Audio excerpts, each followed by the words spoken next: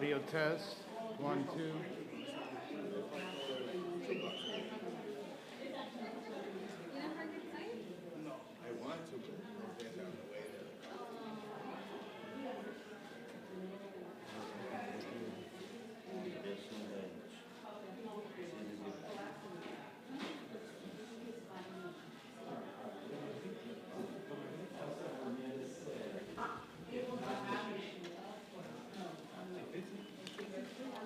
Welcome everybody to Chula Vista Live Data, and we're here at the Harborside School to listen to the update and see what the community has to say. If you're not here, you still have a couple of minutes to get down here. If you're local to the area, come on in.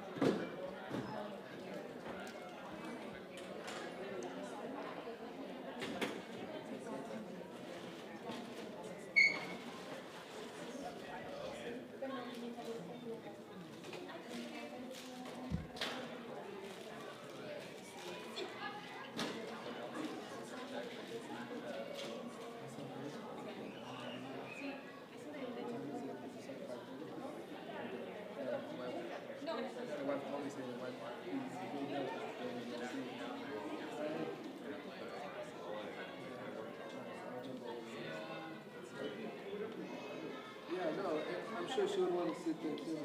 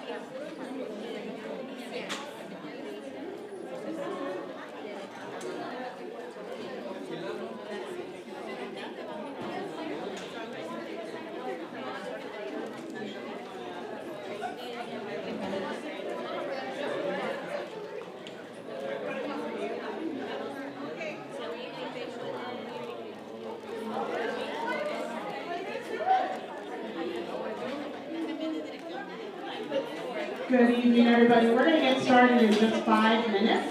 We're just going to give everybody a minute to get set up. And we also have Spanish translation available, so she's going to tell you about that. Hola, buenas tardes. Estamos aquí, vamos a 5 minutitos, le vamos a dar chance a la gente de afuera que entre. Si necesitan servicio de interpretación, de que ustedes lo escuchen, de que estén hablando y que lo escuchen ustedes en español, tenemos nuestros servicios allá atrás, nada más vengan, les vamos a dar unos audífonos y para que ustedes puedan entender todo lo que se está diciendo. Gracias.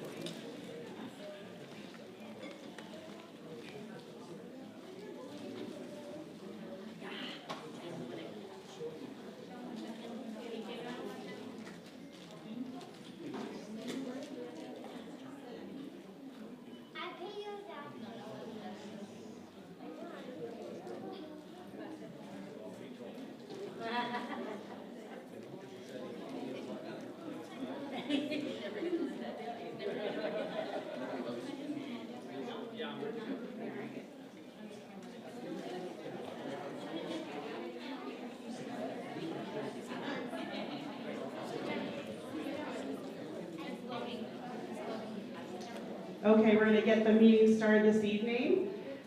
Welcome, my name is Stacy Kurtz. I'm Director of Housing and Homeless Services for the City of Chula Vista. And tonight we're here to talk to you about the Harborside Park reopening, which we're really excited to start talking about with you. I know you guys have been seeing the improvements being made right next door, but now you're going to actually get to walk on that grass and to play in that park again. So we're really excited to tell you about that. And to kick off for this evening is our Mayor John McCann, who's going to welcome you, and then we're going to go through a couple of speakers this evening to just give you the updates on what the park's going to look like and what you can expect to see out there.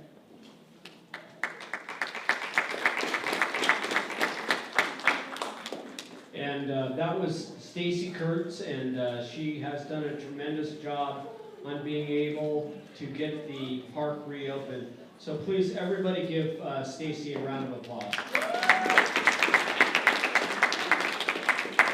And before I start, I just want to thank 3 individuals here, and if I could have Johan, Javier, and Josue, if they could come up here. I just want them to come up here for a second.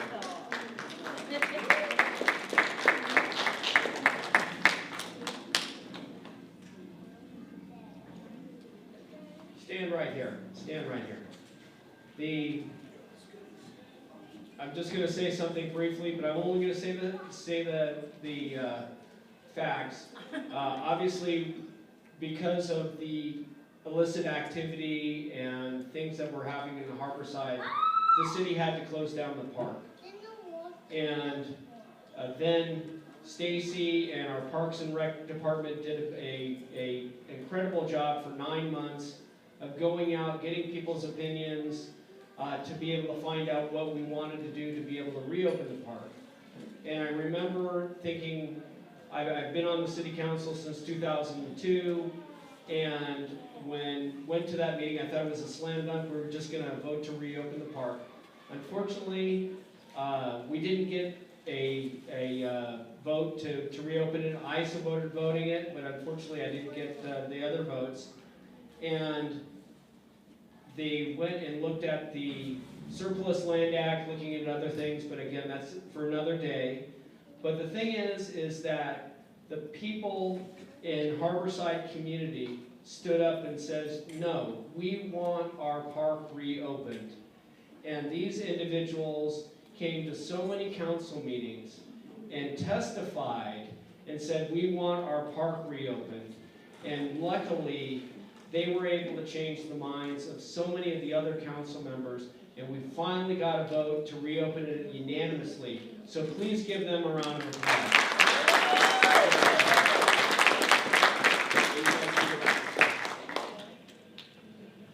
Sorry, I just am so proud of them and want to thank them so much.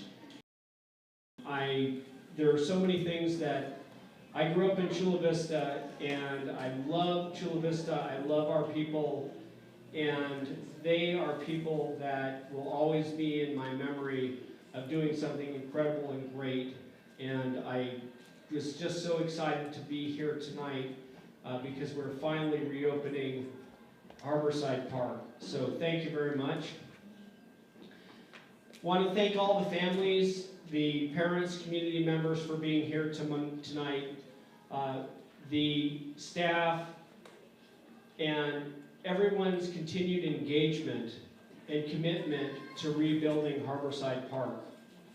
Your participation tonight highlights our shared dedication to making Chula Vista where we can live, work, and play, and thrive.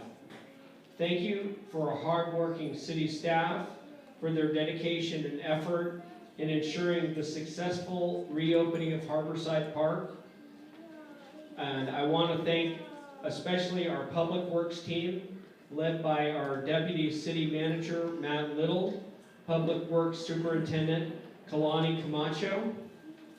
Their crews have transformed the park over the past several months. And I want to acknowledge the McAllister Institute Work for Hope program, who assisted in the restoration of the park. Tonight we will be hearing from our staff who played key roles in working with Harborside community. Stacy Kurtz, who tends to be a little bit shy every once in a while, right? No. Sorry, I have to tease her every once in a while because I think she's awesome. She's the Director of Housing and Homeless Services. Somebody that I've known since high school, Danny Schreck, who I used to play soccer with, for the Parks manager. And actually, first, let's give Stacy a round of applause.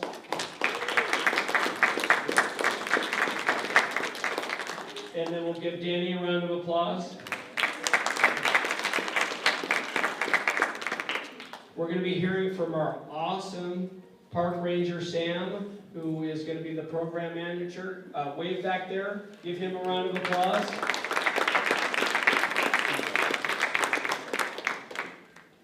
We're going to be hearing, and we had a little bit of a change up here. First, we're going to Ernie Pinedo, Captain Pinedo is here, and please give him a round of applause.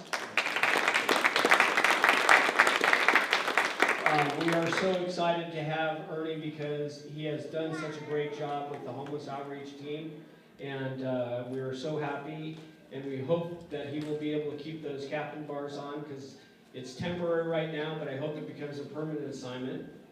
But they made the decision that it would be Brian Jackson, our police sergeant.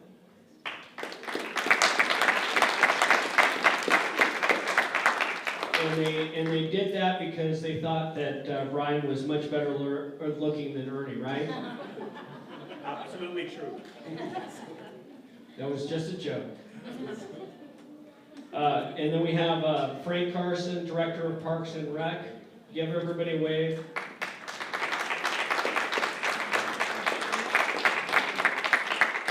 And we were so happy to lure Frank Carson back to the city of Chula Vista. He did such a great job at the city of Chula Vista in Parks and Rec, and we were able to have him come back to help lead the department. So again, really appreciate you coming back and doing a great job, Frank. The reopening of Harborside Park is the outcome of the community working together with the city to create an incredible public space that is safe, accessible, and vibrant. I want to thank all of you and the community for your ongoing efforts. This was a collaboration with everybody working and moving in the same direction. Harborside Park reopening is a significant event in the community and in the city of Chula Vista. We've never had a park close, and we've never had one come back, and I think it's going to come back better than ever. It came back because of your feedback, and together we have created an updated park with great amenities, enhanced safety measures, and new recreation programming. This programming reflects what your needs and wants are in the community.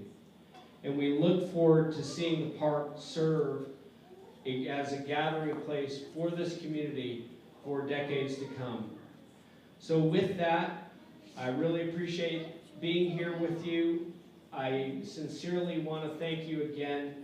This park would not be reopened without your efforts in giving us your input. And with that, I'm going to go ahead and bring over and introduce Stacy Kurtz. Thank you.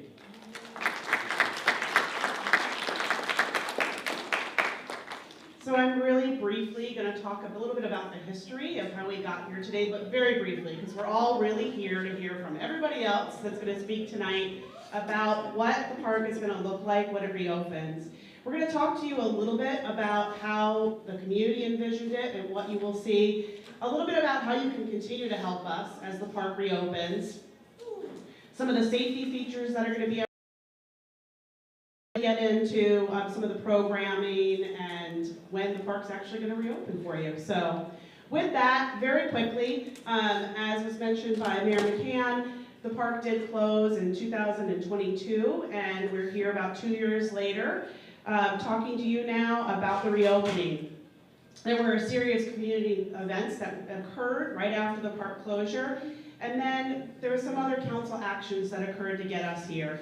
So in February of 2023, we did hear from this community and the Brentwood Mobile Home Park that there was a lot of illegal activity still occurring along Industrial Boulevard. So our city council at that time decided to approve funding to install a fence along Industrial Boulevard. We hope that that is a measure that has really made an impact in your safety and getting to and from the school and around the community. In addition to that, as the mayor mentioned, we did have a couple of times that we went to council with potential phase 1 improvements, but back in January of this year, those were approved by our city council, and our public works team, as he said, has been moving quickly to make the improvements since then. In addition to that, we weren't expecting it, but we have a donation that you're going to hear a little bit about for a mini pitch soccer field that's going to be in the park as well. That was something that was added. We didn't expect to be able to install anything in that section of the park that we'll now be in, but that's an added bonus for the reopening. And then finally, Frank Carson and his recreation team worked with our housing department to put some funding into programming to ensure that you're going to see some staff out there to help reactivate the park. So again, we heard from you loud and clear very early on of both short-term and long-term things that you wanted to see at the park. And in particular, what we really heard was that you wanted to make sure that the park was safe when it reopened. We had a series of public meetings and a survey, and we received a lot of input from you, and we appreciated that, and we took that into heart into the phase 1 improvements that you're going to see.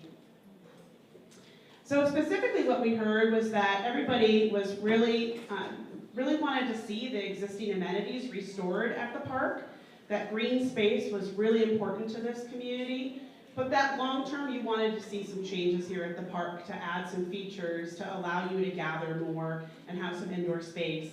And Frank's going to talk a little bit more about that later. And then we also did hear that you were interested in using the park for activities in the afternoons, after school, on the weekends. And so you're going to hear a little bit about the reopening hours initially, which we're going to look to expand long term. So with that, why we're all here tonight is to really hear about what the park's going to look like and see what the park's going to look like when it reopens. So I'm going to bring up Danny Schreck now to talk to you about those phase 1 improvements that City Council approved and are almost complete at the park right now. How you doing? So I was tasked with putting the park back together for the community, and so City Council approved in January phase 1, which was to bring back the existing amenities, which included the walking trail, a multi-purpose field, the skate park, basketball courts, and so along with that we added a wrought iron fence around it to be able to manage opening and closing hours to keep the community safe. And we're going to add a new ranger station there, so the rangers, once they come up, they're going to talk about how they're going to man that and be a present in the park. And we also, to make it safe, we improved the lighting all the way around the course. So we added LED lights. We lit the grass multi-purpose field, so we added extra heads to it, so they actually will soccer field or a multi-purpose field at the same time. We improved the lighting on the basketball court. So all that was done. It's all that part is done, and then we weren't sure what to do with the part along Oxford, which was going to be in phase 2, but we got a phone call from the U.S. Soccer Federation and asking they had a business component to it where they wanted to donate a mini pitch soccer. So it's not really indoor, it is outside. There will be a fence around it, but it's not meant to be kick the balls off the wall like indoor. But so it's almost like futsal, if you're familiar with that. So in June, the city council approved that. So we changed gears, and underneath that picture where it says future phases, there used to be a gazebo and a playground. So we removed all that. We added the right amount of concrete for the new field. That was just completed like 2 weeks ago. So moving forward, so you can see the demo of where the gazebo used to be. That's city workers. We laid all the concrete. The basketball court, we resurfaced the basketball court and all that. So to date, all the improvements have been made all the way to the soccer field or to the mini pitch field. That it will be installed December 10th. It will take a week to get it all done. It will have lights on it. And then it will be open for business on the grand opening on December 16th, which somebody's going to talk about later. So everything is done, ready to go. My crew, all we have left to do is, because we had to wait for the concrete to be poured, so there's a few triangles around the field that's going to have natural grass, seating, just so if you want to go there and watch a game, you can kind of hang out in that part of the park. Like I said, it's going to have a new drinking fountain, bathroom's been restored, the fencing, the lighting, the pathway, the DG pathway has a stabilizer in it, so it's not slick, so it'll be safer to walk on.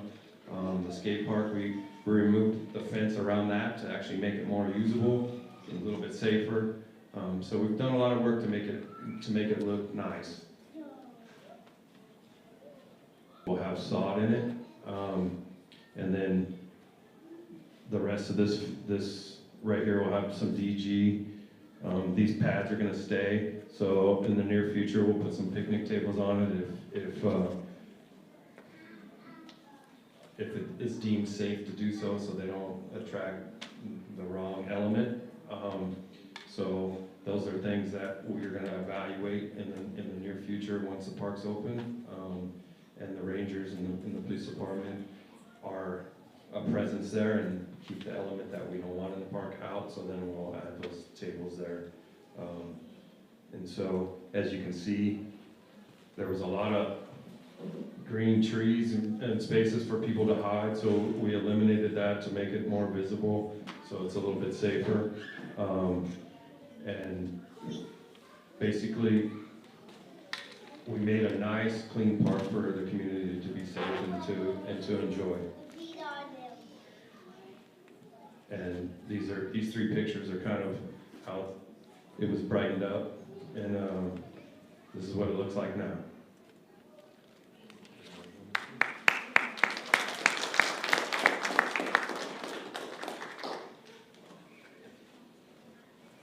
Good evening, everyone. Sergeant Brian Jackson, Children's Police Department, Community Relations Homeless Outreach Team. First off, what I would like to say is you guys need to give yourselves a round of applause, because without your support, without your vision, without you getting input, this park would not be responsible to be open. And thank you to the three brothers in the back that came to City Council and made sure that their voices were heard, no matter how small they were, and they still got it through. So we know that, Harborside Park was closed down. My team and I had a monumental task of, increasing outreach, increasing cleanup, and doing everything there. The city also recognized that we need to put fencing and barriers up along industrial, because I know, anybody here from Brickwood Mobile Home Park? Anyone? No? Well, I can tell you, I got numerous phone calls from them before the fence was put in. Now we don't get really any more calls because, that issue has been taken care of with the fencing. Also, we had a good working relationship with MTS. If you know, across the street from the HHSA building, the small little street that was on Oxford, that was also a problem area, and that's been taken care of too, because they put up fencing and done everything from that point. Again, we look at the Costco fencing, the MTS fencing. There's also a stakeholder task force, which is the accompanied businesses that are around the park. They're also putting in different resources and different strategies in order to keep the park safe and clean, because not only does it affect you guys in the park, it also affects the surrounding areas and everything else in between. So again, without your help, this would not have been possible. But our partnership doesn't stop there. We still need you to be vigilant. We still need you to call in when things are not what they seem, or if there's an emergency or any graffiti. We want to get on top of that stuff immediately. I'll make sure that this gets put up once we're done with the presentation, but we have 3 different QR codes here. One is for the Chula Vista Police Department. If you're a private property owner and you have, say, a business or something, or a vacant house, you can put in a trespass letter. That gives the police authorization to go through and arrest and enforce on the property that's there.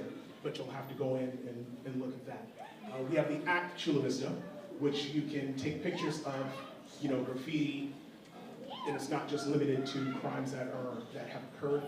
You take a picture of that, you'll be able to get a direct link to fill out what the problem is. That problem will get routed, and it'll either go to Public Works or to my unit, or whatever the issue is. You have different drop downs, and that's an excellent thing.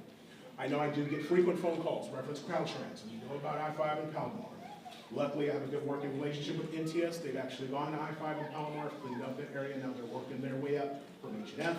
But if there's an issue on the Caltrans side, you can always take a picture of that. Do the same thing as you do with these. Is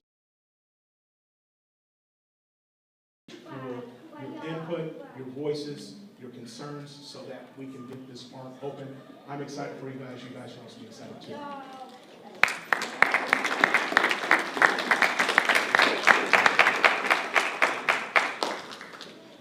Good evening, everyone. Can everybody hear me? My name is Sam Elzabady, Chula Vista Park Ranger Manager. I'm also part of the homeless outreach team. Today, I just wanted to talk about the park opening. So pretty much Monday through Thursday, park hours will be from 3 o'clock to 7 o'clock. And we also recognize that on Fridays, the school gets out at 2 o'clock. So on Friday, the park will open from 2 o'clock to 7 o'clock, and then weekends from 10 a.m. to 7 p.m. We will have a ranger station there. My big brothers in blue are more than welcome to come hang out with us. But we'll be out there.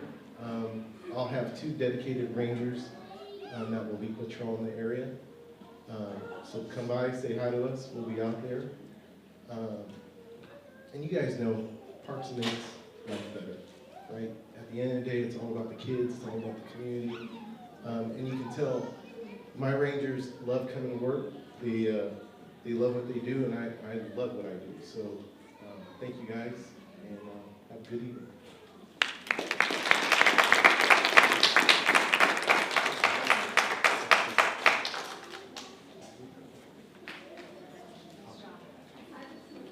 My name is Frank Carson. I'm the Parks and Recreation Director for the City of Chula Vista.